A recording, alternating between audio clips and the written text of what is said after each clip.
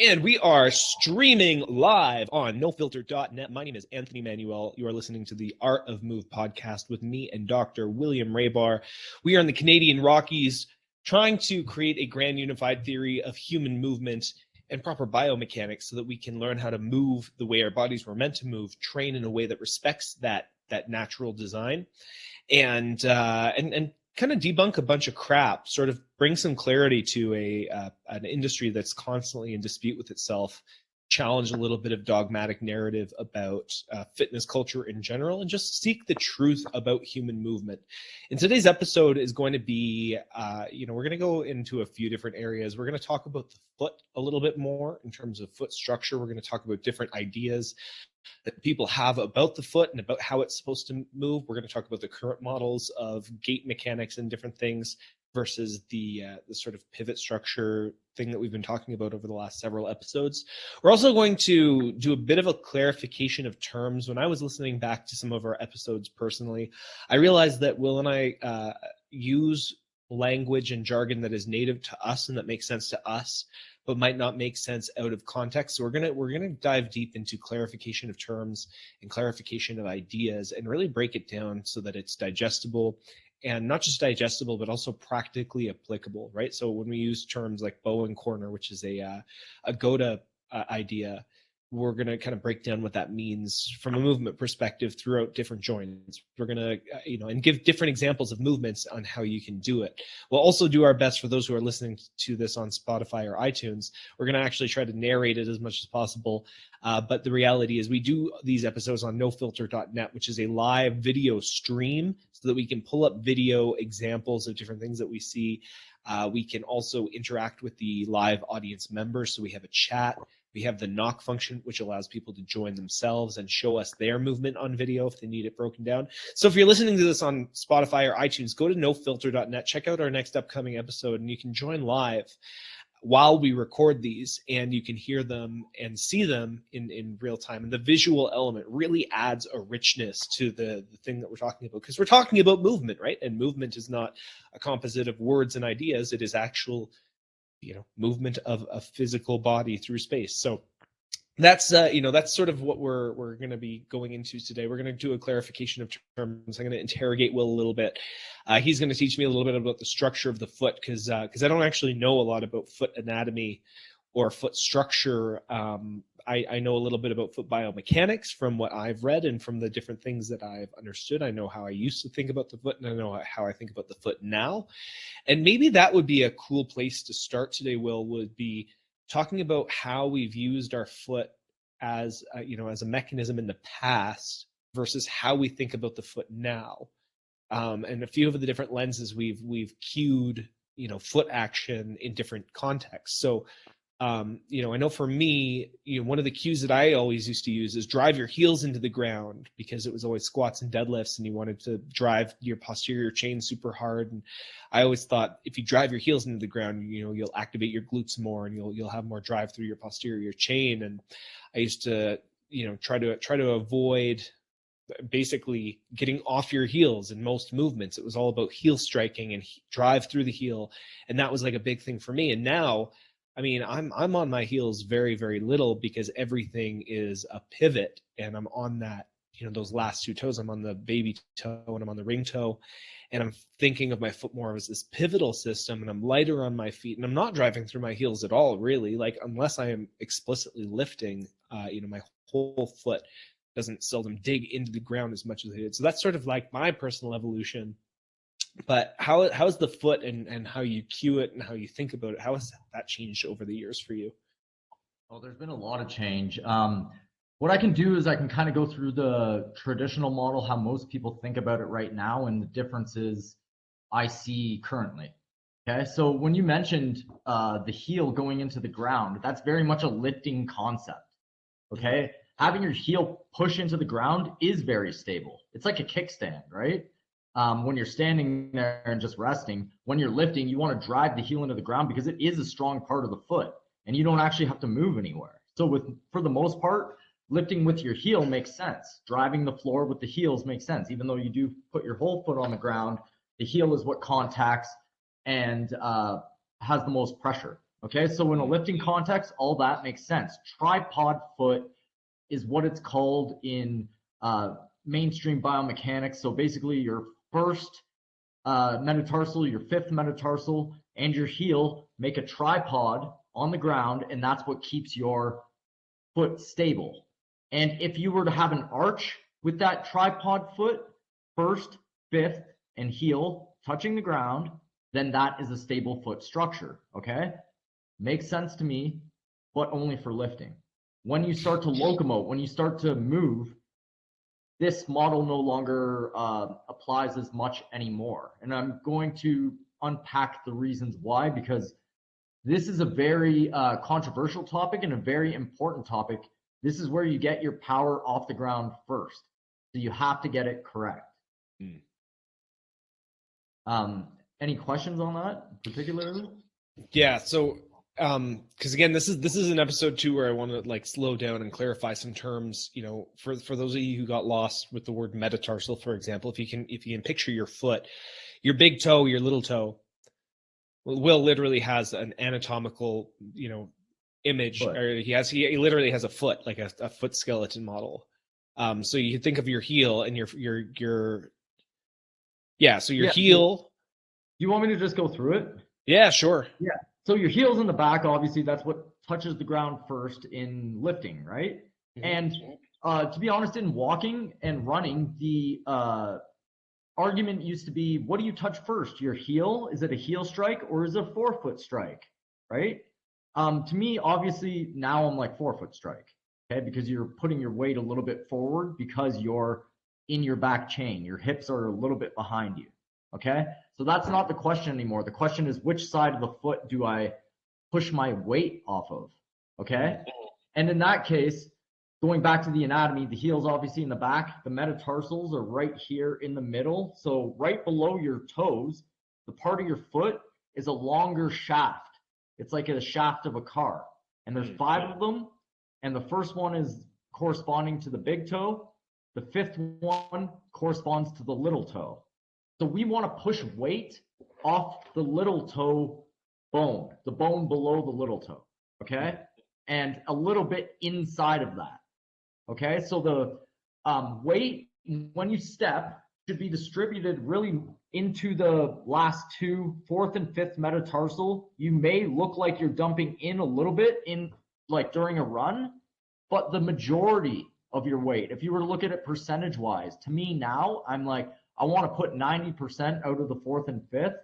And then it may appear like I'm coming in, but most of my weight is already finished. I'm already finished absorbing the ground and pushing through by the time it looks like I'm going towards the big toe. Okay, so looking at a slow-mo, if you were to watch my foot, it might look like it rolls in, but I want the majority of the weight already done, the majority of the force already done on the outside of the foot. Okay, now with this, the major thing is this, okay? If you look at the bottom of the foot here, I'm going to show you that the heel is directly connected to the 4th and 5th metatarsal, okay? Right. There's a direct connection there through the cuboid bone. So the 4th and 5th, the pinky toe and the ring toe, have a bone directly connecting the heel. This is the bony bridge of your foot, the outside. Why would I want to dump in on the inside of my foot, use the soft tissues, or I can use the outside of my foot and use the bony bridge to propel myself? Bones are a lot stronger than soft tissue. I'm going to use the inside of my foot to aid my bones, the bony bridge on the outside of my foot. I'm not going to use it as a staple, as a way to put weight. Okay, so you can see the inside of the foot actually does not have a direct connection to the heel. Okay, so the first 2 bones on the outside are the only ones with the direct connection. The 3rd bone is like a transition and has a connection, but it's not direct to the heel, okay, through the cuboid. And the first 2, your big toe and your second toe, they don't have a connection at all. They have to go through 3 different bones to even, or 4 different bones to even touch the heel, okay? Right. And if you put weight through that area, if that's where you're pushing yourself through by dumping your foot towards the inside, then you're going to be dumping energy into those bones that are not designed to take the load. And you're going to dump a ton of energy, put it into the soft tissues. To me, this is, when I see this, cause of plantar fasciitis, right? You're putting too much pressure on those inside structures, on that dome, soft tissue part of the foot instead of the outside bony bridge. Right. And you know, for people who are just watching that, if you look at the bottom of that foot, it almost literally looks like a curved dome. Like it curves outwards towards the the baby toe and the second toe, but it has like a dome, like a curved dome like shape, right? And that curve is that's the arch of the foot, obviously. And some of the more current model ideas behind the arch of the foot, where Will was just talking about, you were mentioning, it's like, use the bony bridge to absorb and transfer force through this pivoting movement, right? That's an efficient form of force transference, and it's a secure structure versus the current model, which is sort of load the arch of your foot and rebound the elasticity off of the arch of your foot, or take in the impact with that soft tissue, because that soft tissue has an elastic structure and it's supposed to have that recoil and everything. You're saying, like, don't let your soft tissue absorb the force and recoil it, because that's going to damage the tissue in the long term. It's going to cause issues biomechanically. You're saying there's an outside edge of bone, which is a strong structure, which you can use to absorb and transfer force off more effectively. Yeah, you summed it up really well there, right? So again, we have to separate lifting and we have to separate locomotion, because in lifting, you do have that first metatarsal down on the ground, okay? Like, you can't just be on the outside edge of your foot when you're standing still, okay? You're going to break your ankles if you put weight on your back, okay? So that's not a question. It is tripod foot when you're lifting. But does this apply to running? I don't think it does, okay? And it was what I mentioned before, but the bony bridge being on the outside, the soft tissues being on the inside. You want the bony bridge to be what you're working from, okay? Now, here's the debate of it, okay? The model currently, the biomechanics model, the model used in a lot of intelligent people, including, in myself in the past, use this model. I used it up until about 2 years ago.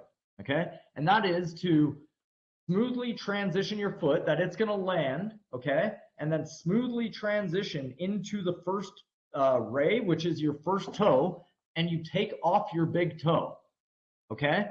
So land on the fifth. I don't think there's a argument against landing on the outside of your foot. It's the question is, how much do you dump in on the inside of your foot, right, when you're taking off? Okay, my assertion there is that hardly any. Okay, now this does not make sense in a linear model where I'm just pushing down, but in a rotary model where most of my weight has already been absorbed and pushed off of, by the time I get to my second metatarsal, I'm already pivoting, not much weight hits the inside. But under the current model, in a linear model, again, absorb with the outside, it rolls in, what they would say naturally, and then you take off of the big toe. The big toe extending up like a thumb, like a thumbs up, is the soft tissue on the bottom of your foot stretching. This is called the windlass mechanism. It's like, and then that propels you forward, okay? So they're saying your big toe has to extend at the end, and you're propelling off that. That is getting the fascia tight, and that's whipping you forward off of the step, okay? Right.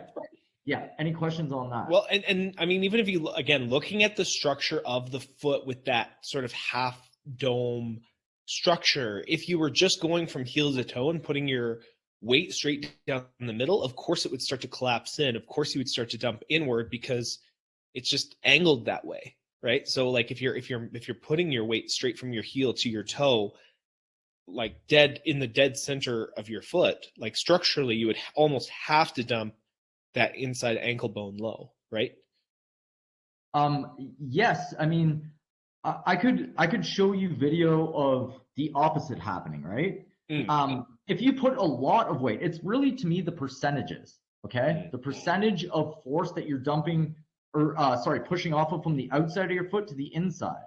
I want 80 or more percent to be dumped from the outside, or sorry, not dumped, but the power, 80 to 90% should be the outside and only a little bit on the inside. Yeah. I think guys like Goda would say 100% from the outside. Okay. I'm trying to give a little bit here, but it's definitely not dumping in on the inside on the big toe, having all your weight on the big toe, and then having a spring off that windlass mechanism. Okay. So for the people who are really into this, the biomechanics nerds who are like, what about the windlass mechanism? The big toe has to pop up in order for the fascia to tighten at the bottom, which is the windlass mechanism. I say the windlass mechanism, the tightening of the fascia can still happen if you're on the bony bridge on the outside, because it's still pulling the tissue down there. So you don't have to dump into the big toe in order for the windlass mechanism to happen, in order for the tightening of the fascia at the bottom of the foot. This is my assertion here now. I haven't heard anyone else say this, but from just my practice and my experience and walking outside and really thinking about it, I'm like, the fascia still tightens up at the bottom. I'm still getting the windlass mechanism if I'm walking on the outside of my foot. I don't know where the concept of having your big toe come up is the windlass mechanism itself. But I just disagree. If you take the term windlass out of it and just say, is your fascia stretching at the bottom of your foot when you're on the outside? Absolutely it does. Okay. Yeah, of course it does. I mean, you can literally go and touch the back of your foot when you just literally experience it. Now, the one thing, so again, and I want to make this differentiation, right?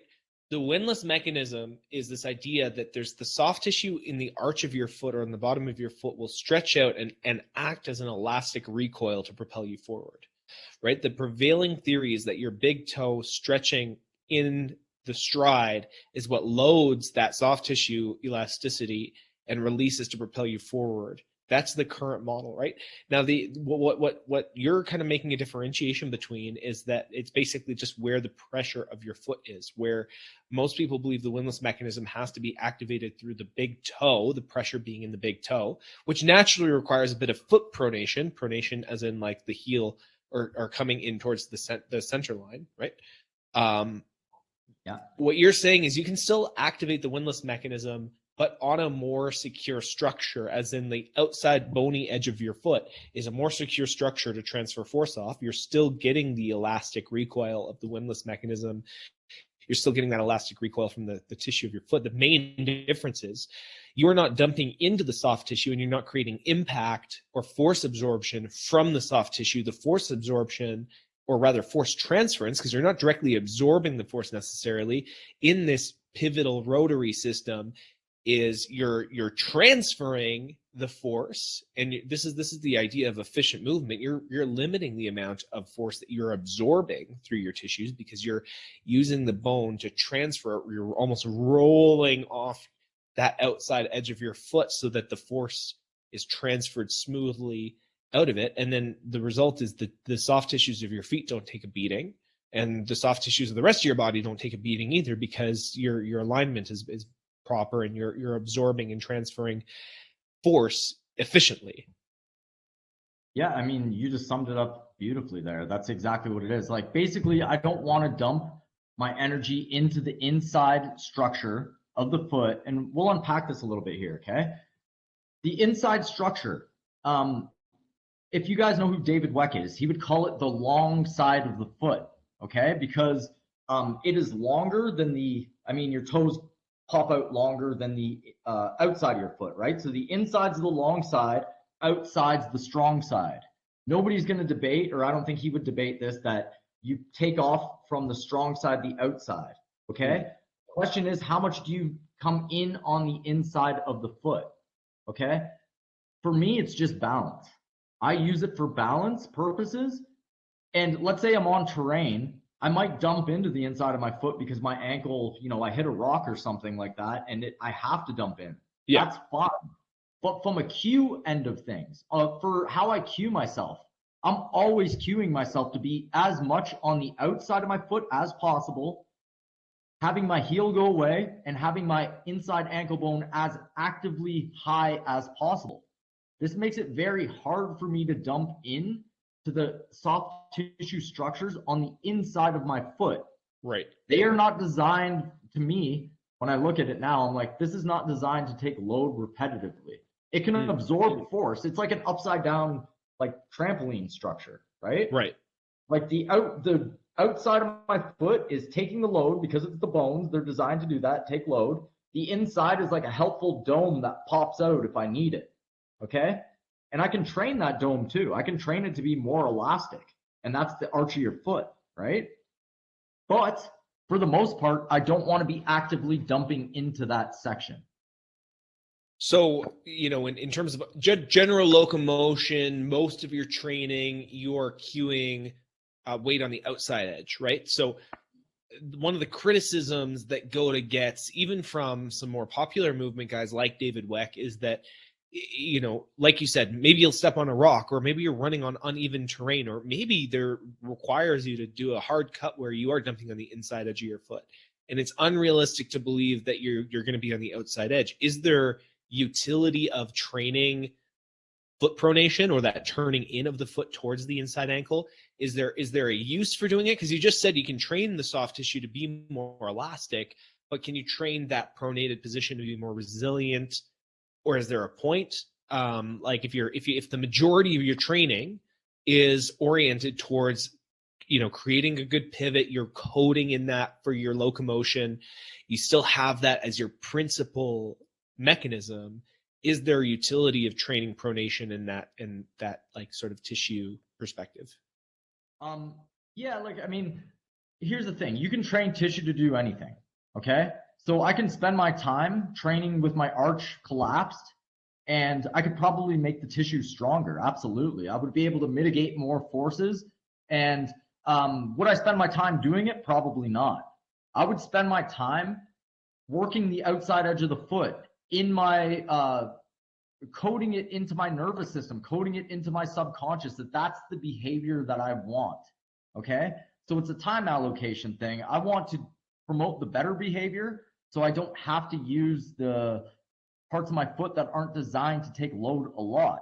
Right. Now, again, you can train it if you want, but I'd say the best training for it is to train inside ankle bone high and being on the outside edge of your foot. Even if I wanted to train that elasticity on the inside edge of my foot, I would, you know, do bounding exercises or skipping or something like that, or, you know, running where I'm bouncing, something bouncing to be able to make that fascia on the inside elastic. But I wouldn't dump my weight into it. So what I'm hearing is, like, while you, like you said, you can train tissue to do anything, and you can definitely train your foot in the pronated position. But why would you do that when you could spend more time training your nervous system to avoid that position in the first place? Yeah, you're going to be more safe, not necessarily like you said, training in that pronated position, but training your body to avoid that pronated position as much as possible. While it is unavoidable at times, right, in certain situations, your default nervous system state is going to be to seek that pattern, and then by seeking that pattern, you're gonna avoid the injury rather than focus on tissue resilience, which, again, like we talked about the ATG system in our first episode with Ben Patrick, knees over toes guy. His whole thing is like, let's train the tissues. You know, he had his knee surgery, he couldn't run or jump, and then he trained the tissues, and then he could run and jump, right? But you're saying it's like if he had the right biomechanics in the first place, he probably wouldn't have needed the knee surgery. He probably wouldn't have needed to train the tissue resilience, because his body would be moving efficiently and avoiding these compromising positions in the first place. Absolutely. If I was, I look at it in order of priority, right? Like, you absolutely can train the tissues to become more resilient, even in poor positions. But is that the best allocation of your time? Probably not. You mentioned Ben Patrick, right? Like the knees over toes guy. And he does something, maybe you want to pull it up. His lunge is the, what's it called? The ATG split squat? Yeah. Okay, the ATG split squat. Yeah, okay, so his theory there, and you've studied this before for a few months. heavily, right? You were in their Yep. coaching group and all that. Okay, so this is more of a question for you. Now, when they're doing that lunge where they are increasing the range of motion or claiming to increase the range of motion of this one that you're seeing right now, are they taking into account what part of the foot you're feeling the weight? No, actually, look at Ben's right there? Yeah. foot here. You know, Yeah. when you go look at his inside ankle bone collapsing, right? You can even see it like in here. His outside ankle bone comes high. You can even see him pronating into towards the middle in the end range here, right? Yeah. So he would probably say to me, "Can you stop it right there?" Yeah. He would probably say to me, "It doesn't matter if you increase the range of motion of your ankle, you won't have to use other structures of your body to compensate because you'll have the ankle range of motion to be able to do athletic activity.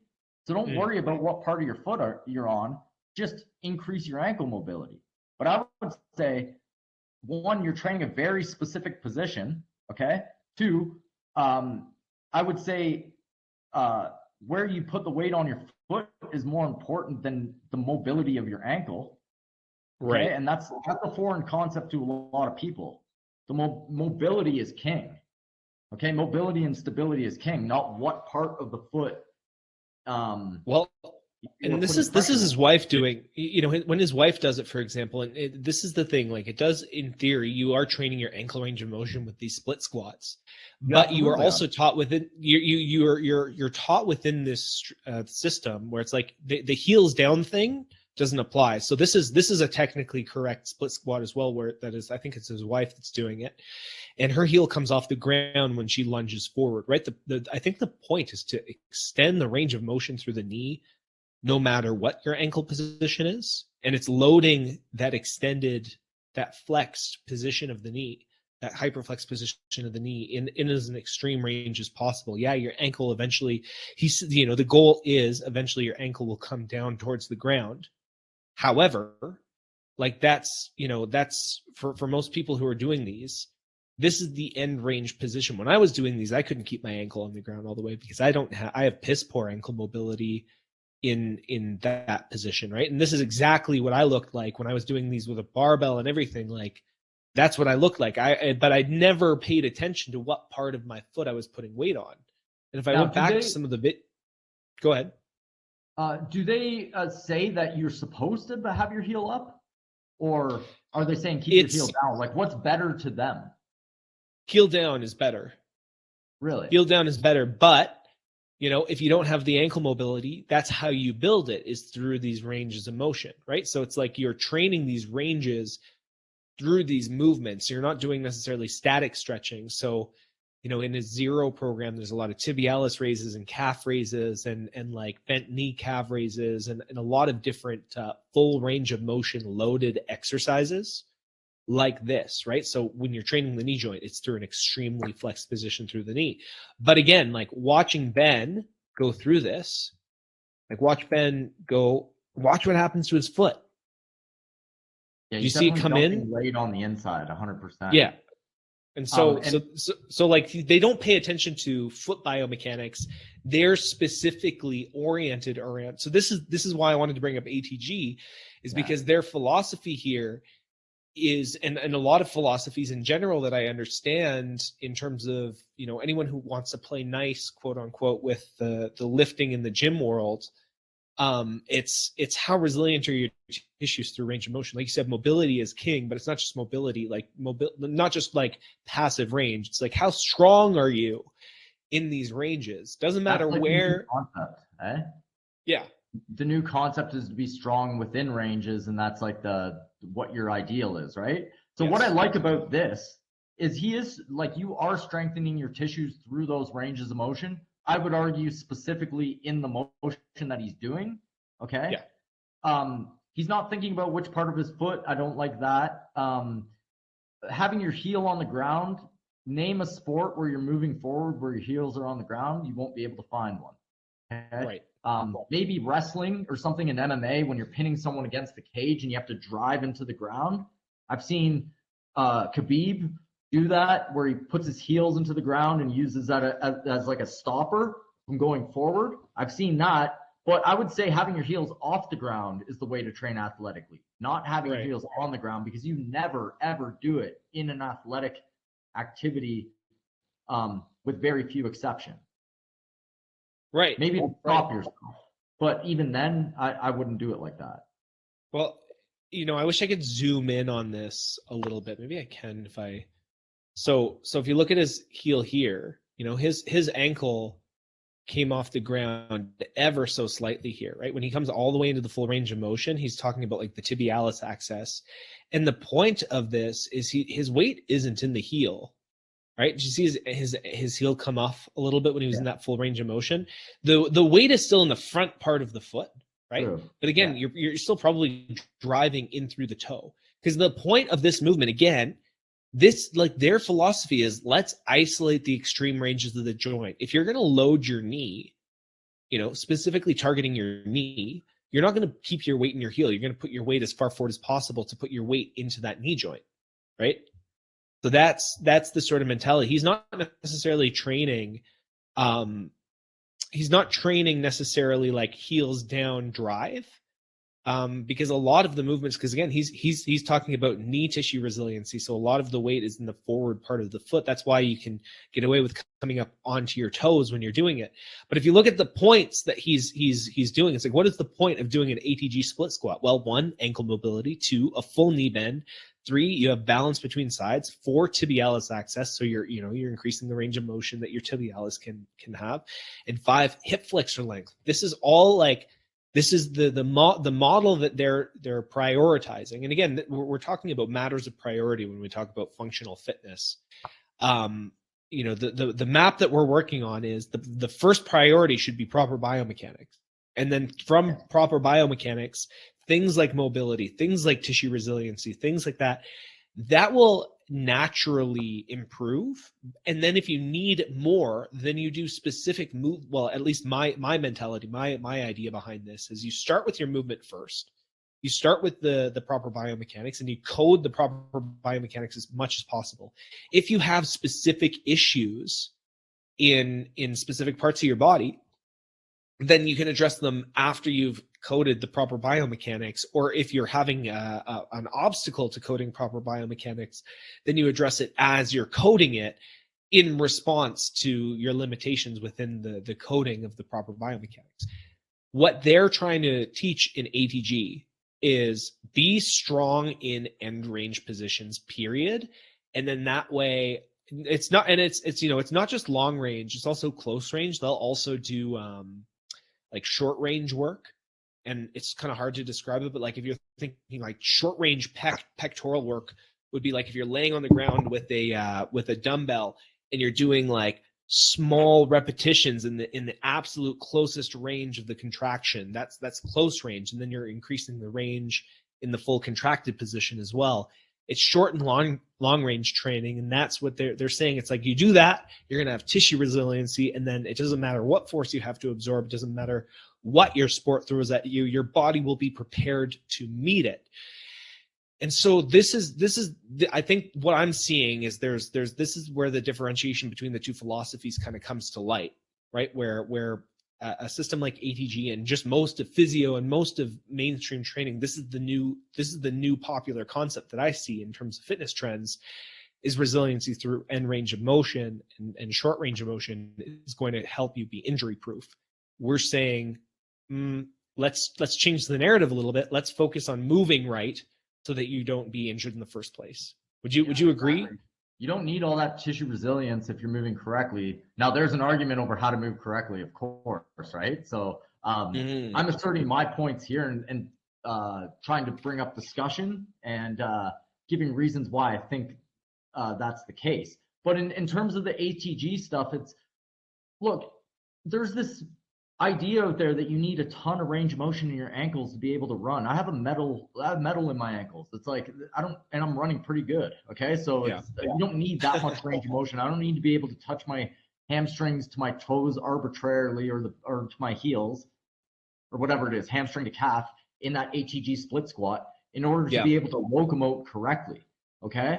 Am I still building tissue resistance, or tissue Am I building tissue properly if I'm running in good biomechanics? Absolutely. I'm building the tissue the way it should be built. Okay. Because biomechanics, if you're running and walking correctly, you're going to be building tissues in a positive way. If you're not, then depending on how your structure is, you're going to be building them in a poor way. You're going to be having repetitive injuries. Okay. Yeah. So the ATG stuff to me is more strength based. It's more, let's fix the problems of the strength of always doing weightlifting and weightlifting type maneuvers and lunges, and it fits in that world, and it fixes a lot of the problems of tissue in that world and gets people to go slowly. Yeah, that's key. So it is doing a lot of positive things, but is it addressing biomechanics specifically? No. FRC, functional range conditioning, where you work each articulation independently, meaning each joint in its full range of motion, is a lot like this. They're doing similar things where they are taking the joint and saying, let's work it through its full range of motion. ATG says we have a few ways to do important parts like the ankle, like the knee, like the hip, and get them in a massive range of motion, like that split squat you just saw, and load it slowly. Does it transfer to locomotion though?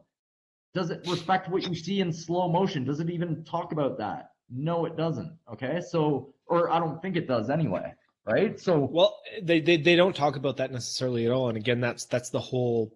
So it's interesting because like even Naudi Aguilar, functional patterns guy, I like bringing him up because he's very vocal. He's very vocal about his counter fitness culture opinions. And he posted, I'm going to ask you the questions that he asked in his functional pattern story on Instagram. So do you think stretching is a good long-term strategy to fix someone's pain? No, absolutely not. And this is coming from a therapist who's seen thousands of patients, and almost everybody comes in saying, I know I don't stretch enough. Okay. So they already have in their head that the problem is the lack of stretching. Okay. The cure is already there. I just don't stretch enough, or I didn't stretch the right parts. So this is very important because that is ingrained into autopilot. I need to stretch if I'm feeling tight or sore, or if I get pain, I'm not stretching the right way. Right. So his next question, I feel like his Instagram stories are always lead ups to one of his own conclusions, right? If you run with impeccable precision, is stretching involved in all of those motions? Can you say that again? Sorry, my dog was barking at something. If you run with impeccable precision, is stretching involved in all of those motions? Yeah, I mean, the term stretching to most people is not what you just used there. Okay. Mm-hmm. Muscles are pulling in the length that you will need 99% of the time, because walking is what you do the most. Okay. Or variations of walking and running and grasping and things like that. So if you do everyday life in good biomechanics, then you should be stretching your tissues for the most part and get 80% of the way there. Okay. You don't have to do very specific stretching routines where you're like, doing the splits or anything like that. The amount that you need the splits, minuscule, maybe never in your life, not one time.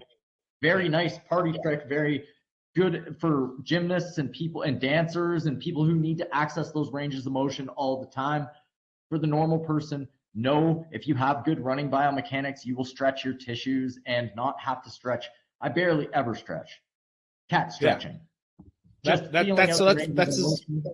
That's his last question, right? So if you run better and stretching comes along for the ride, should you even need to stretch anymore at all?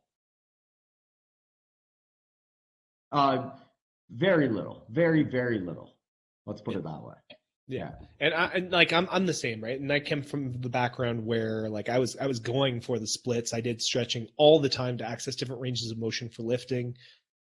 And I mean, like even stretching was like the core of my training for a good, I'm going to say half a year, because I went through the range of strength coach's certification with Lucas Aaron from Range of Strength.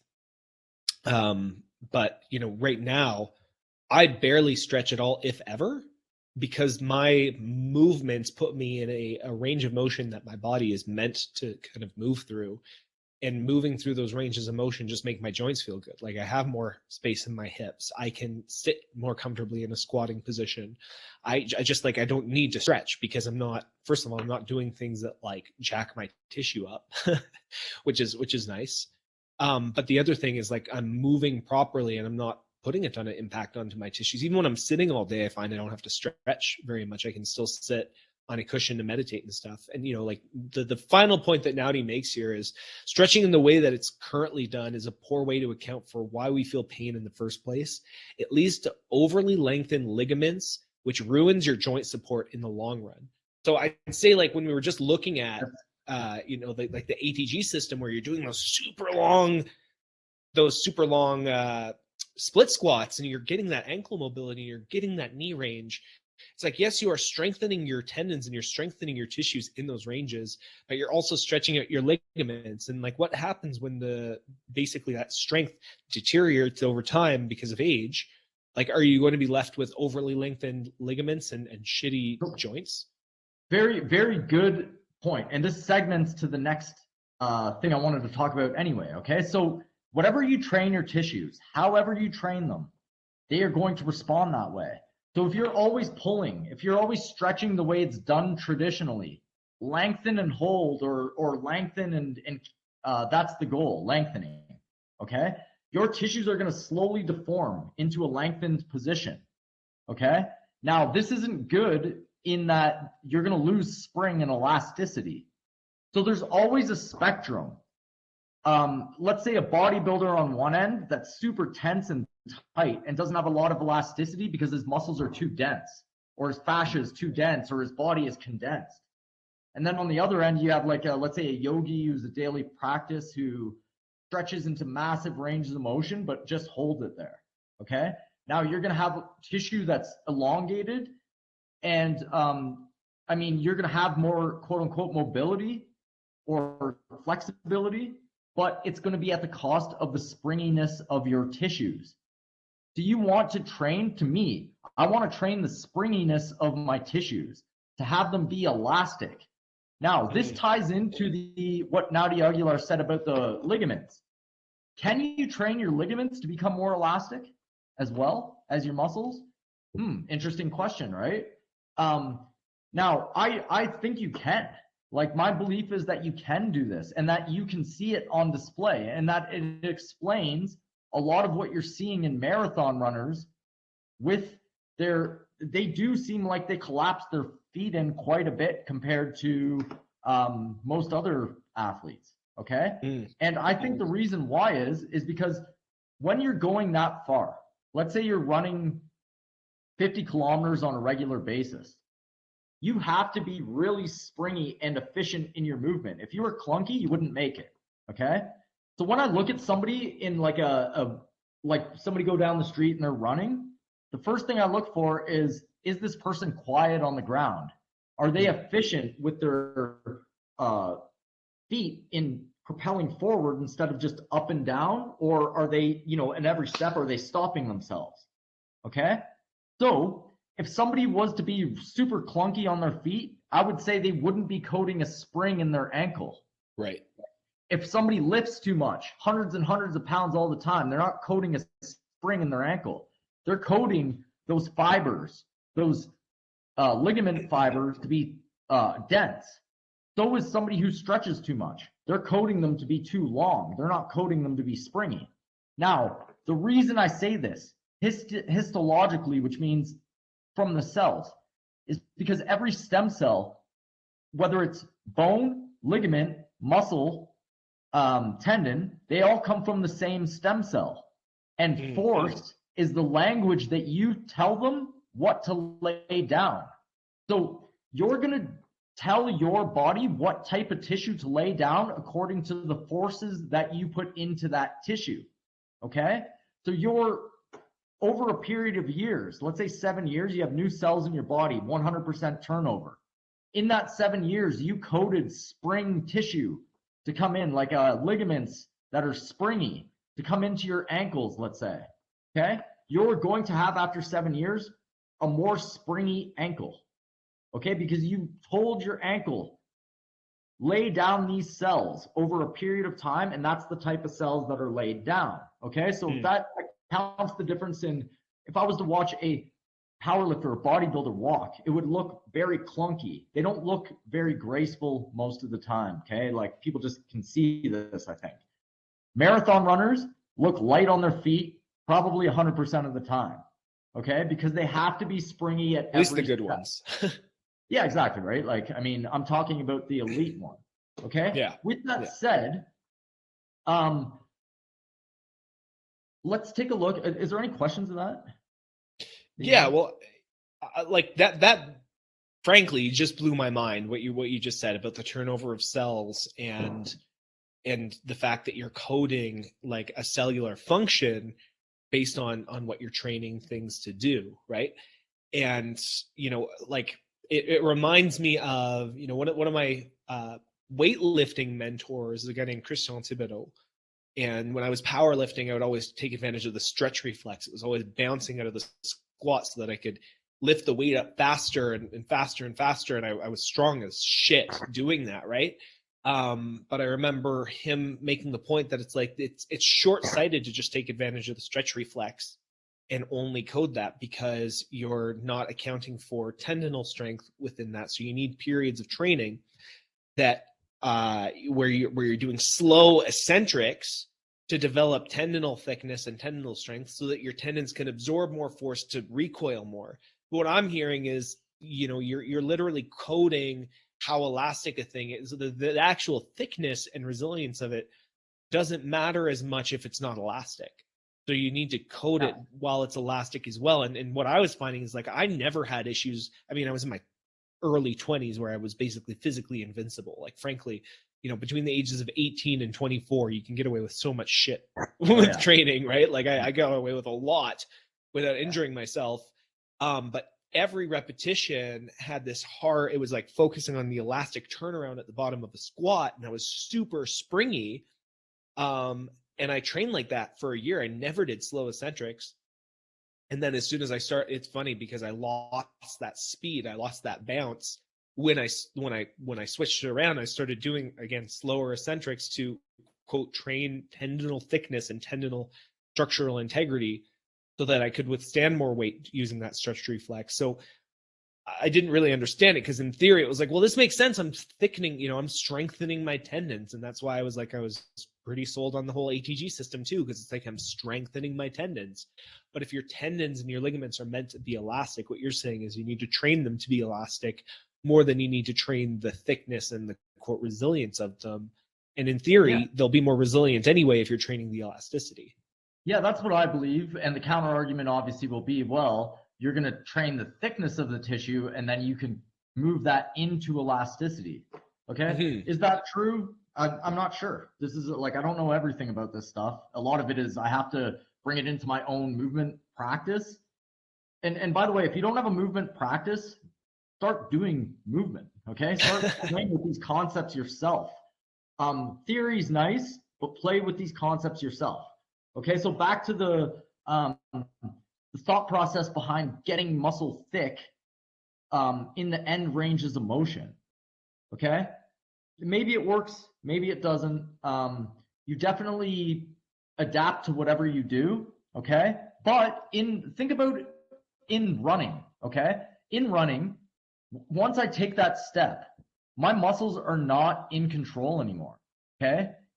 They're maybe starting and stopping motions, but once I start, you're moving too fast. Okay. So let's say, for instance, let's take the calf and the ankle. This is a perfect one.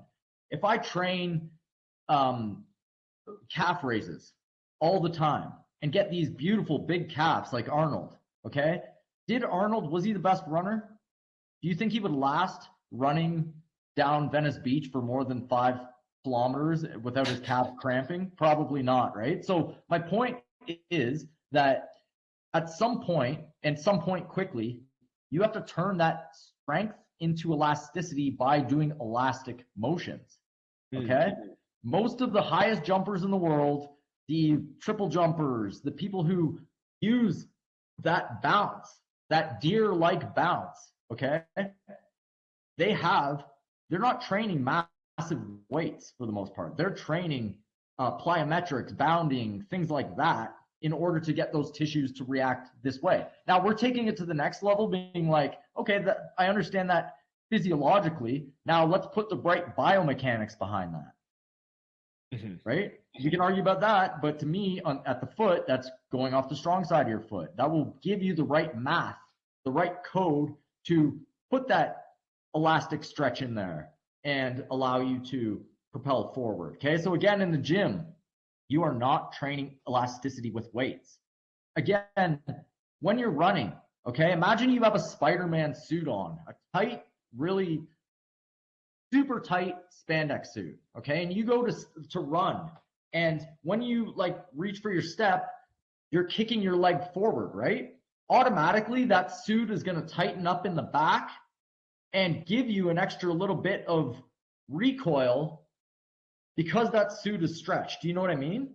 Yeah, well, I mean, you don't even have to imagine a Spider-Man suit. This is like literally what powerlifters wearing gear is all about, right? Like powerlifters will literally wear these suits that allow them to lift like sometimes hundreds of pounds more because they're taking advantage of this extra tension and recoil in the lengthened position. Are these suits elastic? Pretty sure they're okay, so super tight and elastic. I mean, they're trying to outsource their lack of elasticity to the suit, okay, which is fine. It's within the parameters of the sport. But I'm talking that basically what I'm saying is this: your muscles don't have time to contract when you're running. You're relying on soft tissues, that mostly the fascia, that if you don't code it to be elastic, you're going to be plastic. When you step forward in your run, when you're running and in full stride, you can have a recoil come back because you're elastic, or you can use more muscular effort if you're not elastic. Do you get what I'm saying? I do get what you're saying. So I'm coding my body to be more elastic by behaving like that. I'm not putting many compressive forces into my body. I'm always thinking to bounce like a deer, to bounce like that. And, you know, this goes back to the thing that we were kind of talking about when we had the spinal engine episode. We kind of mentioned that, you know, one of the default ideas is that the spine is a stable structure propelled forward by the horsepower output of the legs, right? And that's why, you know, nervous system force output is such a prioritized thing in training, because they have this belief that it's like you're a stable structure being propelled forward just by pure effort. Now, the paradigm shift here is you're thinking less about like pure muscular effort and its capacity for output, and then having that be supported by tissue resiliency, as in like, so you would train your muscles, you would train your nervous system output, and then you would train your tendons to withstand the force that you're producing. This is a paradigm shift to where you are distributing and diffusing weight properly through proper biomechanics. So you're not absorbing force, you're transferring force. You are using elastic recoil to create more force. So if your tissues are more elastic, the force will naturally produce itself more. And you're not relying on pure muscular output. And pure, like, relying on pure muscular output is fucking pure wear and tear on your body. Oh, absolutely. I think so anyway, right? Like, there is an elastic component to the spinal engine, right? When you wave back and forth and you match the opposing turn of your, I shouldn't say turn, the opposing underhand motion of your shoulders and the overhand motion of your hips, along with the spine rotating and bending, okay? If you combine those, you will get elastic tensions in your tissues automatically. That's where Naughty's coming from, right? He's like, why stretch when you're already stretching when you're running because of all the counter rotations if you're doing them correctly? He wouldn't say within the math. I'm going to say there is a better way to do things that respects human natural movement. Okay, that's my assertion there. I don't know if Naughty would say that, but basically, I call that within the math. If you're within the math, that is spinal engine working, and in a very general sense, spinal engine working, landing on the outside of your foot, back chain dominant, having your ribs in front of your hips, matching your shoulders to your hips with the sway of your spine, you are stretching your tissues. You are working the elasticity of your tissues. You are strengthening your tissues. All of the above. It does not need to be separated for the most part. If you're a locomotive athlete or a regular person, it doesn't need to be trained so much in the gym. Okay. Now there's specialty plyometrics and stuff. If you want to take it to the next level, you can do that, right? But for the average person, if you walk, run correctly, you're stretching, gaining elasticity in your tissues, and doing all the above by running, walking within the math. Well, yeah, exactly. And I think that's the kind of point that we wanted to get here. This is like, again, this is defining like the current model and current popular ideas and kind of counteracting them a little bit. And I'm trying to do up an illustration right now in terms of, and try to explain what I mean by force transference. Because it's hard to visualize it sometimes. It's hard to visualize the actual waves that happen in movement. And I'm trying to create, it's a really cheesy looking illustration. I'll be honest, but well, let's see it. It's I'm gonna try and bust it out here and share. I'll share my screen in a second here. I'm just gonna put that there. And this is the cheesiest illustration I think I've ever created, barring any of my whiteboard illustrations that I used to do. But so I have this idea of a wave, right? And the whole point is that your feet are following this wave pattern, distributing. So when you're bowing out on that outside edge of the foot, it follows this wave pattern to the next outside edge of the foot, and you're sort of waving it back and forth. So like the visual image that I used here is a double helix. You have that helix wave pattern, and it's sort of passing the force from one outside edge to the next, and that force is always efficiently transferred. So you're never really absorbing the weight directly through your joints. When you have that clunky feeling where you feel the force, shock waving through your body, that's because you're absorbing the forces as opposed to transferring it and passing it to the next energy wave. This is the paradigm that when I'm thinking of it, when I'm visualizing it, that's where I'm coming from. Would you change anything about this? I mean, again, this is like a very piss poor illustration. So this is exactly how I do it. I picture less in the toes. So the end of the arrow there, I wouldn't have all the way to the toes. I pivot already from my basically right before I get to the toes. My weight is already gone. Okay. Right. So that's the only thing I would change there. But this, again, what you're showing does not make sense in a traditional model. The traditional model says you're landing straight. There's no rotary component to it. Okay. It's you're landing. Basically, let me unpack it. You're landing, and because your foot is, pretend my hand's my foot, you're landing, and you must what's called pronate. And the problem is also the language, because pronation, supination, adduction, abduction, it doesn't exactly work like that. You can't separate them because it's like a pivot structure. Okay, so the language already stops you from really understanding the pivot structure. Okay, if you come from an academic world. Now, again, you're supposed to land on the outside of your foot, and it's supposed to roll to the inside of your foot until you get to the big toe. I'm gonna actually play a video on that, but did you want to say something else on that? Or ask a question? No, I just tried to change the illustration here, and the reason that I let the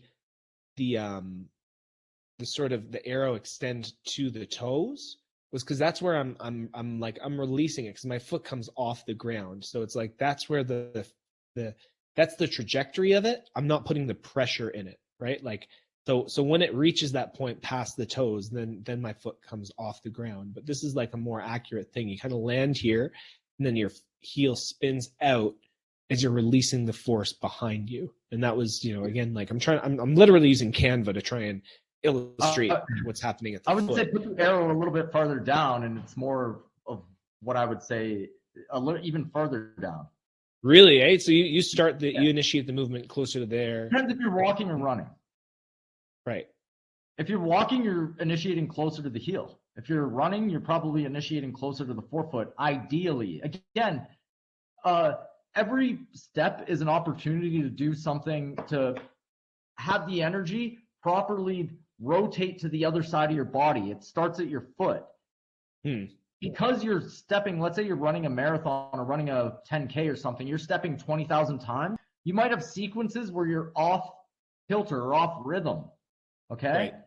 And when you really start to understand this and you're off rhythm, you can feel things that aren't clicking directly. It's a feel thing, right? Maybe I'm like, okay, I got to bring my awareness back to my foot. Oh, I'm landing on the inside of my foot now. Oh, I forgot my arms, you know? It can get to that level where once you really get it and you feel the proper landing of your foot, you feel everything click. It almost feels like a self-perpetuating machine. Yeah. Self-perpetuating motion. It's free energy going back and forth. But your job, once you get going, is to coordinate that effort. To be in the math, coordinate the effort, land properly, take off properly. Okay. And it's a series of coordinations more than just running. Yeah. And this Can I show you? Yeah. Sorry, pull up. No, pull up your screen. That's basically, what Will just said, for those who are listening while he's pulling up his screen, is, this idea of a self-propelling mechanism or a self-perpetuating, like the free energy concept. This is the pinnacle of efficiency of movement, right? When you are absorbing force through your foot, when you are inefficient, you lose your rhythm, you lose that sort of transference from one foot to the other, you lose that transference of the energy wave. That's when you start, again, relying on mechanical output through muscular contraction, through all this other stuff. That's why you get exhausted really fast. That's why I was like, oh, I'm such a terrible runner. I suck at running. Like, I was a power lifter. I could not move efficiently. I was that clunky person where every step I was absorbing, the force of my 200-pound body hitting the pavement on my heel. So when I was a power lifter as well, I did not even want to run. My body's like, do not run right now. My mentality was, every time I run, first off, I injure myself. Second off, I'm going to lose power for my actual powerlifting session. Okay. Yeah. So why would I walk up this mountain or run up this mountain or go for a 5K run when my squat is going to go down by 20 pounds? Right. So that's the lens I was looking at that. Now, can you see my screen right now? Yes, I can. Okay. So I'm going to go through this. This is a world-class marathoner going through a running gait, barefoot on pavement. Okay. So you're going to see what happens to his feet. Let's watch to see what happens. Okay, here's a landing, and I put it in 0.25. It's already slow mode. Maybe I'll put it in 0.5 so it makes a little bit more sense. But see here, he's landing basically on the outside of his foot, most of the weight. On this foot, he does roll in towards the inside now when he's taking off. See that? He does, but then he'll pivot back out. Right. Okay, so what that showed me there was he was dumping more weight on the inside of his foot. Now, this guy's a professional marathoner. Okay, who am I to tell him what to do? And I'm sure he's still like this. We're talking minuscule details here. But at the same time, when he runs by, you're going to see a bunion on his foot. Okay. Actually, I'll play it through once and then I'll go back and slow-mo it. So let's listen and goes through. Okay. And I'll play it. Across this bunion, this abductory twist, then as the foot lifts up. He's not getting the most out of that windlass mechanism that we see on this left-hand side as his foot comes and lifts off the ground, which causes him to have to roll across the foot on his right rather than keeping the foot nice and straight. Okay, so this guy, whoever's analyzing this, just actually mentioned it, right? He's like, he's not making the most of his windlass mechanism. Did you hear that? Hello? Can you? Oh, I was muted. That's my bad. Oh, okay, cool. Sorry. So you heard what he said there, right? Yeah. It's going on that windlass mechanism model. But the point was because the person who actually looked at this is probably a running expert, is saying he's not making use of the windlass mechanism because he didn't go on that big toe. But also notice that he doesn't have a bunion on that side. Okay? So the expert here is saying that it was proper on the other foot where he's landing here, okay, and going off the big toe because he created the windlass mechanism here. Again, because he's going off the big toe here, he's stretching the fascia at the bottom of the foot. And somehow on the other side, because he didn't put the weight through his big toe, he's not using the fascia on the bottom of his foot. It makes no sense, right? Right. Also, the majority of the weight here, I would still argue, is going off the outside of his foot, even though he's dumping quite a bit of it on the inside, right? So when he lands, he's still landing in that supinated position, meaning that his foot is tilted up. It's not tilted down, okay? See that? If I was to look at his ankle bone, it's pointed up all the way till here, right? Yeah. Okay. So yeah, he's still landing. He's still landing in that position where his ankle bone is high. Yeah. Even if he does dump into the inside of his foot during part of it, he still pivots on the end, right? And fundamentally, he's still respecting, for the most part, he's respecting the quote math. Okay, for the most part, right now, I would say he's respecting it very well. This is a nice landing position. He lands on the outside of his foot. Now, here at this point, he's absorbed most of the force already. At the time of landing, he's landed on the outside of his foot. Now, what I wouldn't like about this is this part here where he loses that. Yeah. Right? I would have wanted to see him pivot his heel to the outside before he goes to the inside. Now, again, he's probably on mile 10 of a barefoot run. So yeah. Well, you know what's crazy too? Look at his quad activation and look at the position of his knee as soon as he dumps in, right? Like you can see how much his leg now starts to absorb the force as he dumps into the inside, like kind of a relaxed quadricep. And then as soon as his ankle starts dumping in, his quad just tenses right up. His knee kind of caves in a little bit. You just play it again in that slow-mo. I like that position, right? Like I like the position up till here. And this is the only part I don't like right there. Look, do you see that quad? Like it's like cramping up. It's wild. Yeah, so basically he is pushed off the inside of his foot, which is less, to me, it's less important to in order of priority, I would rather land on the right part and take off on the wrong part than the opposite, right? Even though you probably can't even pull that off. I want to land on the outside and pivot off the outside. My only criticism here, he pivots off the inside. Now, would I say he dumps most of his weight off the inside? I would argue that he probably doesn't even. It's still most off the outside, okay?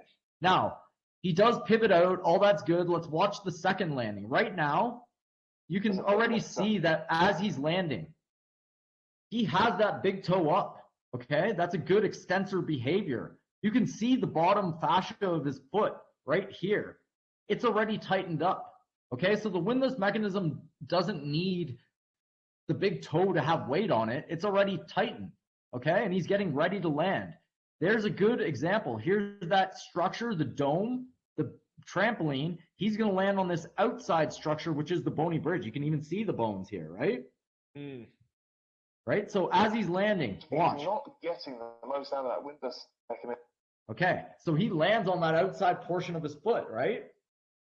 And he's going to roll in, but he's going to not roll in all the way to the big toe. That we see on.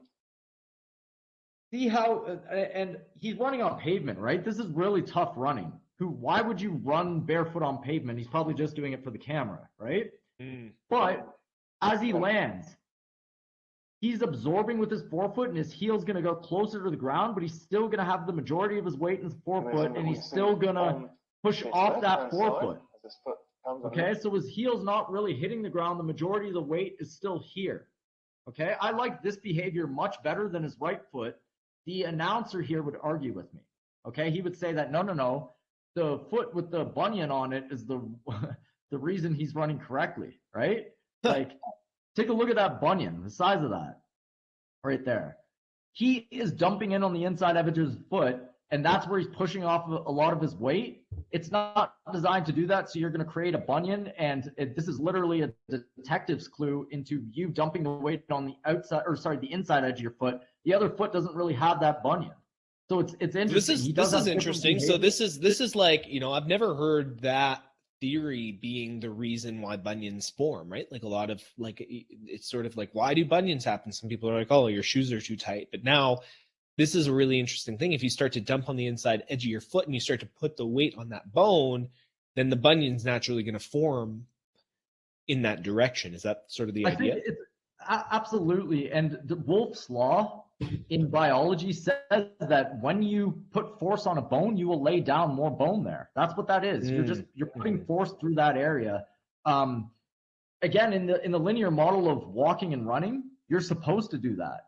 In the model that I'm presenting here, you're pivoting off the forefoot and you're not dumping so much weight onto the toe. Now, let's watch the landing here. He lands, and I would say he probably puts 10% of the weight on that big toe.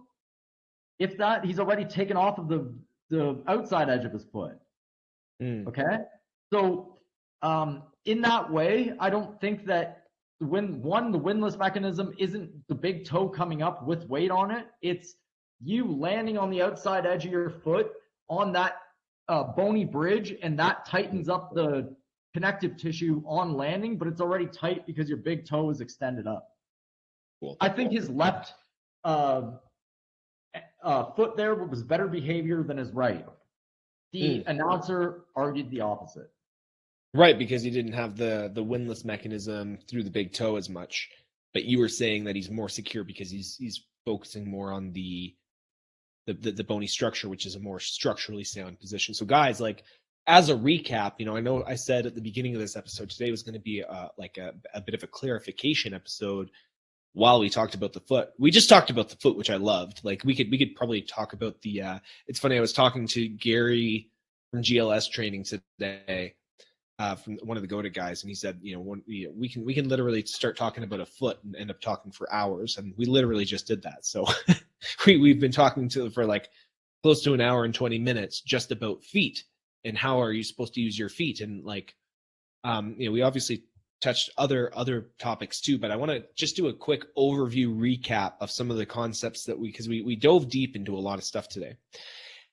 When we were talking about the foot, we made a differentiation between the windlass mechanism, which is the model where at the end of your stride, you come onto your big toe stretches up like a thumbs up, and that stretches the soft tissue out, creating an elastic recoil to propel you forward. That's called the windlass mechanism, and that is something that is the prevailing theory of forward locomotion right now.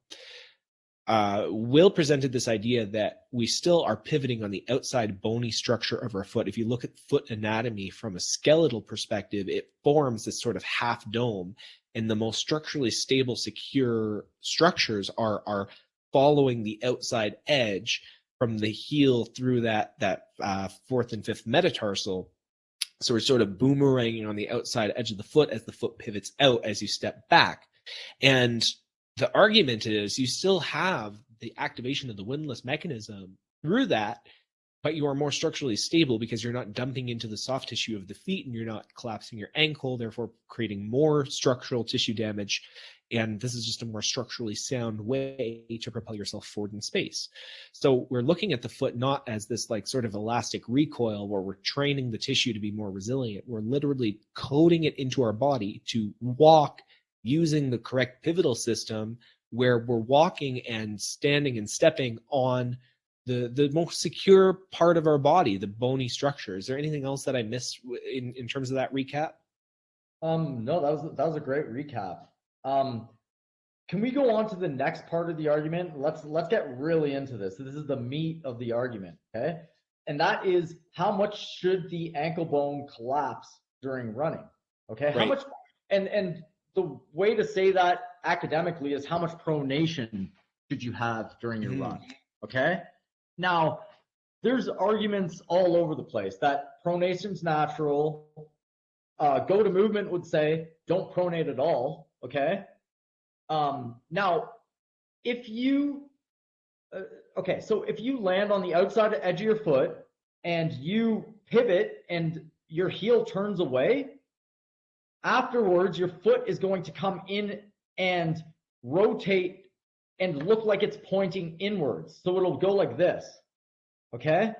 You'll see like if I'm watching you from the back and I still frame you, I'm gonna see the bottom of your foot, the sole of your foot, and I'm gonna see the heel point away from your body and the sole of your foot pointing more in towards your body. Okay, so almost like your toes are pointed down. Do you get what I'm saying by that? And I think you're on mute. And can you talk? Okay, cool. So basically what I'm saying is that the pronation in like go-to method, where they say pivot off the 4th and 5th, the actual turning of the foot happens after the step, right? When it's already complete. When in the traditional model, it's happening during the step. You're already completing the pronation all the way to the big toe during your foot on the ground. What I think Goda is saying is that you're doing it after your foot's already off the ground. Right. Okay. So you still there is still a motion of pronation, but it's after the full step has been completed. Yes, exactly. And the pronation is happening at the foot, but there's ankle bone still stays high throughout the whole cycle of the step. Okay, throughout the gait cycle, the inside ankle bone stays high. Now in the traditional model, there has to be a lot of give there. Okay, and you do see this quite a bit in marathon running. I'm going to play a couple clips here, barring that you don't have any questions off that. Yeah, the question is, can your inside ankle bone stay high during pronation? And if so, like how? Because it feels like your ankle bone will, like, I was just sitting here looking and I was pronating in midair and in these different structures, and it felt like my ankle bone dropped immediately upon pronation. Right? So can you keep your inside ankle bone high during pronation? I believe so. I'm going to play just a little clip of David Weck in his latest podcast, because he does say something about this, and there's a lot of agreement between systems. So I originally learned running from David Weck. Like, that's the first time I really started thinking about it. Okay, the guy I'm about to play, and he never really said keep your ankle bone high. That wasn't a cue I ever heard. He never said pivot away. He never talked about a pivot point system, although from looking back at his material, maybe he was implying it. Okay, but he does say there is a strong side of the foot. He does agree that the outside is the strong side, inside is the long side. Goda would say the outside is your, landing area. The inside is your artistic area or your balance area. Okay, the heel is your kickstand. I agree with all of the above. Okay, so let's listen to what David Weck said during his podcast, and that'll help clarify the argument. Okay, can you see my screen or no? Not yet. Okay. Yeah, there we go. Okay, sweet. And I'm gonna play it here. Of the heel and the outside of the ball of the foot, the inside heel is higher, so you're driving your weight to the outside ball of the foot, and that is the athletic sweet spot of the departure point, because the 4th and 5th metatarsals, they tie into the calcaneus. So we call that part of the foot the strong side of the foot, and the first toe, second toe, third toe, they tie into the talus above the calcaneus, so we call that part the long side. And so we're all in agreement so far, okay? I'm in complete agreement with what he just said. So what the sole step does is it's pitching you and cocking you into the out of pronation collapse, setting it so that you have that dorsiflexion, and then from the inside heel, sending you to the outside ball of the foot. So it's creating that sort of. So what he's talking about right now is that he has a product called the Soul Steps, and that angles kind of like a wedge to put you on the outside edge of your foot. So we're in complete agreement. Outside edge of the foot is the strong side. Goda actually uses what they call chucks, which is just like a prop for your foot or a slant board, but both systems here are trying to put you on the outside edge of your foot, okay? And Any questions with that? Not so far, no. Okay. No, I'm getting it. Dynamic X, and I'm going to let Chris take it from here to describe what happened to him. Go ahead. Yeah, one thing I want to talk about though is because I think you said something I want to the audience is it's not about the collapse. Like your arch is going to collapse. It's and maybe that's the wrong word of using collapse, but it needs to go into pronation and supination. But see, this guy explaining the traditional model now. Right, and right. There's going to be a clarification. So let's listen. It's not getting out of basically pronation. It's what it is it's the timing and sequencing. Exactly. If you land on the long side and you haven't reconciled the connection to the strong side, that's premature collapse. We don't want that. But what we want is we want to harness the strength and integrity of the strong side to fill in and support the long side.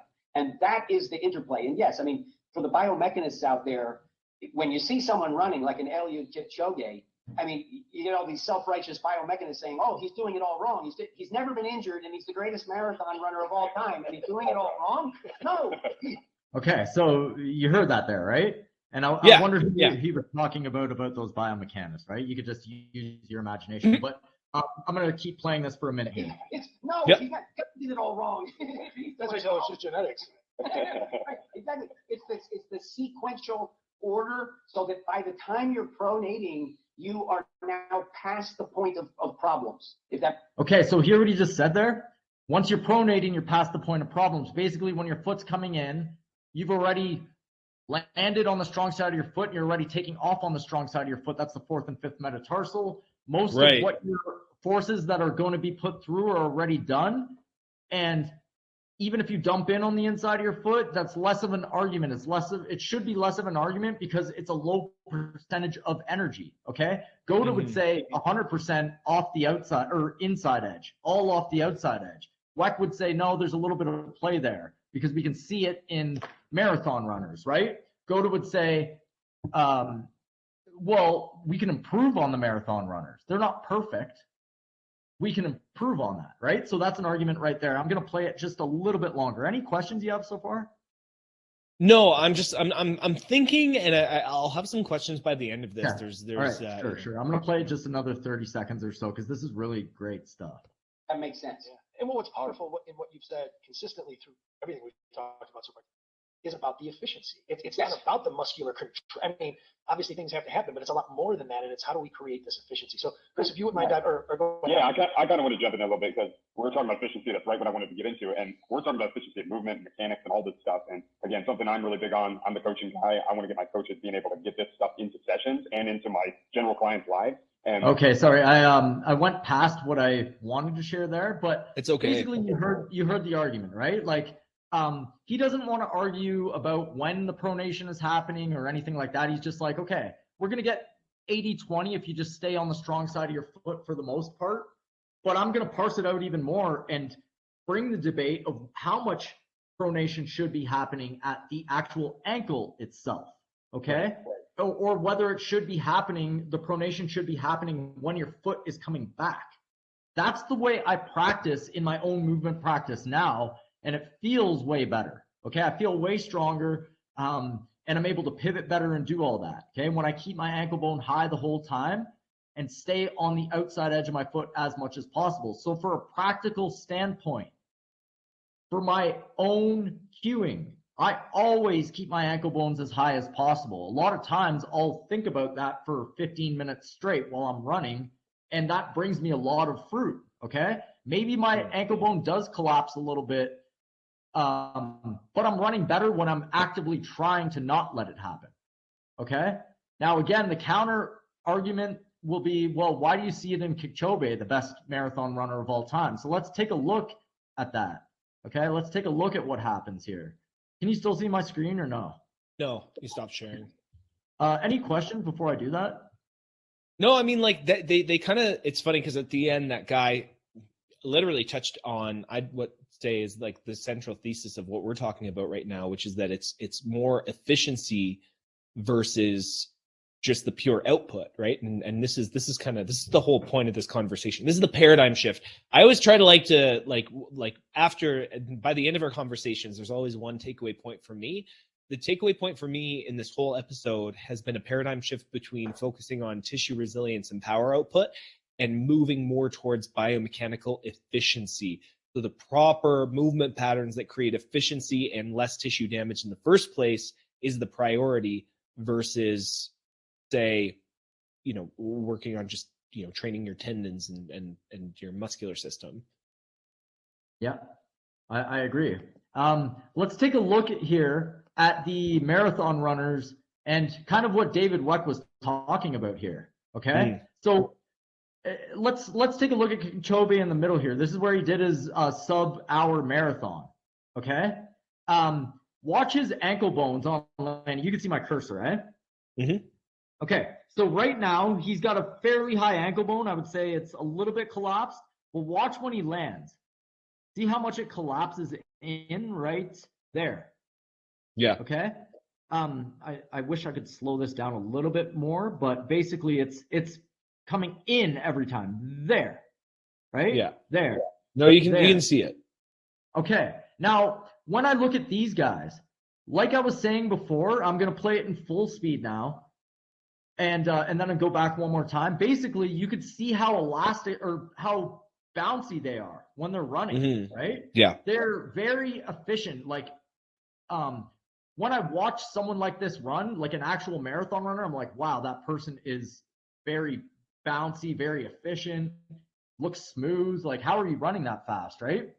So again, did this person over a period of time make their tissues more like an elastic? Like he's able to bounce off the pavement in an elastic recoil. His ligaments have literally turned more elastic, and he's using that inside collapse, a little bit of his ankle, to propel him back up? Or is his whole foot spinning in just because he lands on his foot spins in, and then he counters that by spinning out? Do you know what I mean by that? Yeah, yeah. So either way, I'm watching his ankle bone collapse. Goda would say he needs to keep those ankle bones up, use the outside edge of his feet. I'll make him better runner by doing that. Now, is this the case? I'm not 100% sure, right? And a lot of critics of the Goda system and a system that would say keep your ankle bones up high all the time would point to a Kipchoge or these marathon runners and say, that's not what's happening here. That's not what I'm seeing. He's the best guy in the world. How is this possible? Right? So again, let's go back and slow-mo that section where we can really see him up close. Of course, they cut out his feet and half the footage things I'm trying to find, right? So there's only a couple really good sections to find where how he's running. But basically that's my argument, right? Like you are seeing these ankles collapse. And I want to highlight the difference between collapsing at the actual ankle joint itself and a rotation of the ankle inwards. Okay? Now I can't find the section I was in. That's too bad, because I really wanted to show this and highlight this, but I'm gonna pull up another one here so we can really see what I was talking about here. Is there any more questions on that? No questions. Okay. Again, we've been kind of talking about these concepts for well, not just within this podcast, but you and I have talked about it like quite extensively ourselves, just when we're hanging out, right? And like I'm more curious to see if anyone's listening, like what questions would you have? And again, we're not necessarily saying that like I'm agnostic as to whether or not you should pronate at all during your step, other than, like you said, when the foot leaves the ground at the end of your stride, after your foot has propelled backwards, your heel comes up away, and that's when there's a bit of a natural pronation while your ankle bones are still high. It seems, like even structurally that it's suboptimal to let your ankle bone collapse when you're stretching or when you're stepping, even if these marathoners are doing it right. And like you said, like I'm also open to like being wrong about that if David Weck has a point. For example, it's like, like David Weck's literally pointing out, it's like, well, you're going to look at the structure, and then you're going to look, the whole basis for Goda, for example, is looking at slow motion video of the greatest athletes of all time, right? And finding what behavior patterns they exhibit the vast majority of the time. So if you're watching slow-mo of these marathon runners are some of the best athletes in the world. I would say they're the greatest of all time athletes. If they're this guy running a sub 1 hour marathon, if you're doing slow-mo of his foot, he's not getting injured. Yeah, sub 2 hours, sorry. Sub hour. Could you imagine? You just fucking have a jetpack on. So sub 2 hour marathon, and you're slow, like the slow-mo of his feet are just as relevant as any of the other slow-mo that you'd be watching in terms of human movement. So David Weck does have a point where it's like, okay, you're going to watch all this slow motion and come up with this theory of human movement, which is great. And again, probably applies to 90% of all movement in general, and still is relevant. Like, you don't want to dump the inside of your ankle, but if you can create that springiness, maybe there's a mechanism to why they have that bit of pronation that accounts for that elasticity and that spring through their heels. Is it pronation, or is it a pivot? Probably a little bit of both. Goda again would say that the ankle is, you can't just go pronation, supination, adduction, abduction, like in anatomical terms. They would say it's a gyroscope. A lot of things are going on at once, but basically, if you want a cue, keep your ankle bone high and let's forget about this. What I'm doing right now is going a little bit deeper. What each person is saying. David Weck and Goda are both saying strong side of the foot, do most of your business there. Do the balance and artistic stuff on the inside if you want to. But for the most part, locomotion is to be on the outside. Haven't heard much from Naudi on this. I see him using... No, he doesn't talk about it at all. He uses the inside of his part of his foot quite a bit when he's pivoting. So I assume that he's on the opposite train here. I don't know, because he doesn't put out a lot of info there. Well, and like if we're talking in terms of like, again, I said we were going to explain bows and corners, but like this might be like a way far stretch. But one of the things you notice is that he pronates, but then he pivots hard out. Maybe the pronation is a bow, and then there's a corner that happens within the ankle. Maybe if you slowed it down close up enough, there's like that little bit of pronation as a bow, releasing energy to pivot.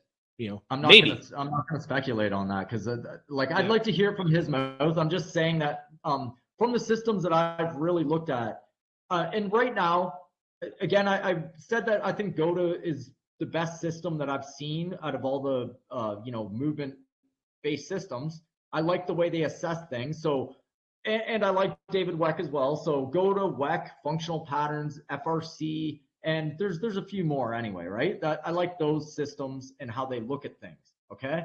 And I come from, of course, a traditional biomechanics, chiropractic world, physio world, and I've looked at a lot of Kelly Starrett's stuff. I think he would say as well, I don't think any of them say, and I know none of them say, that a big collapse of your ankle bone, your talus, or major pronation, none of them say it's good. It's just a question of how much. Okay, Goda says 0. Weck says maybe a little bit of give. You see it in Kipchoge, so it's fine, right? FRC would say train the part that you're going to injure, which is the inside part of your foot, slowly. Train your ankle ranges of motion to be able to access all those ranges of motion. You're not going to have an issue. Also, that because you've trained, let's say, Kipchoge his whole life since he was a child, the ligaments of his ankle are now going to be more elastic. He can use his ankle more like a spring versus somebody who has never trained that, or an Olympic runner who's doing a 100-meter, right? He's not going to have that same spring as Kipchoge or a high jumper or anything like that. So you can't compare the two biomechanics. I'll buy that. You know what I mean? Like I can buy that argument. But let me pull up, for the most part, and with the same thing, thing in mind, I would also argue that you should have inside ankle bone high pretty much all the time in landing. Okay, like that's just something that I'm willing to argue at this point. I'm gonna pull up one more thing here. Screen. This is going to be, and I'll just explain it a little bit. This is going to be just a landing. This is a sprinter. I can't remember who it is, but it's her landing position. I'm just going to go through it here because this is more like the behavior I would like to see. Okay. So can you see my screen? Yep. Okay. So this one here. Okay. So her foot does come down, right? But you see that there hasn't been much compromising of the structure of the ankle. I would say her inside ankle bone is still higher than her outside. She's landed on the outside of her foot. Everyone's happy so far, right? So let's see. She pivots to the inside, right? It's not so much of a collapse. It's a pivot towards the inside, right? She spins it out. So is that a collapse or is it a pivot? You can argue all day on the language. You could be like, that was adduction, supination, blah, blah, blah, or pronation. Or I could just say she used the elasticity of her foot there in a really nice way. Yeah. You know? Here, even nicer, very high ankle bone, right? I like this landing better than the other foot. Okay? She's obviously landing. I'd say everybody would be happy with this landing. Okay? So let's see what happens as she lands. Oh, that was a very, very short flip there. So let's see see how high her foot still is as she's landing? This is the type of behavior I want to see. This is what I'm trying to code into myself. This is what I think Goda would say is the perfect landing. And I don't know if it shows her pivoting. No, it goes right off, right? But you can see that here's more pitchers. Still pitchers are the best runners. They're landing, they're supinating, landing on the outside of their foot. There's another great marathoner. There's another great marathoner, all on the outside edge of their foot, all have high ankle bones. Let's watch this slow-mo. See that? Lands on the outside edge of her foot. She is turning in the track. She's going around an oval. So this is a little bit of a trick here. But you can see that she's landing. She collapsed a little bit there, right? Like as she landed, the outside of her foot, she dumped in on the inside, and now she's going to take off from the big toe more so than the outside. But I would say she absorbed most of her force on the outside already, and is pivoting back towards the inside. See that? Like she pivoted. Let's watch it again.